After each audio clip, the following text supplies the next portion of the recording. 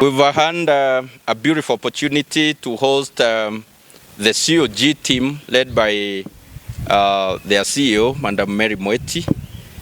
And as Meru community, we are glad that this team found Meru to be appropriate for these assignments to review the work that they do for the 47 counties.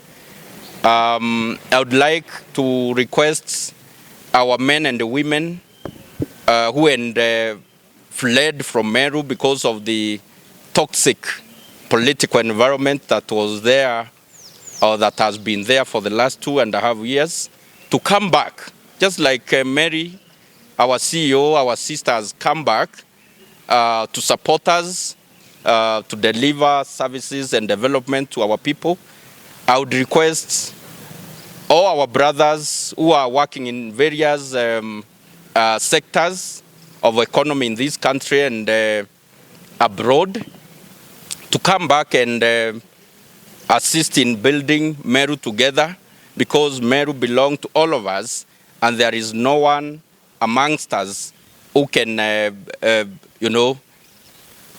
brag that they can do this assignment alone. We can only do it together, and my leadership will be a leadership of inclusivity and consultation. That is what I promise to offer to the people of Meru. So, Madam CEO, thank you.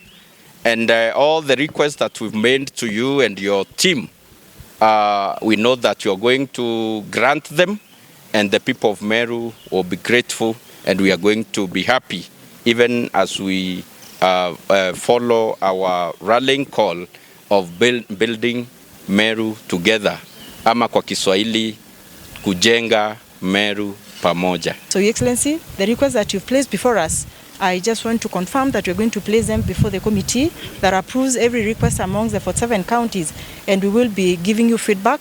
But I say whatever that is within our powers, we shall be able to offer and grant to you liberally and within the shortest time possible.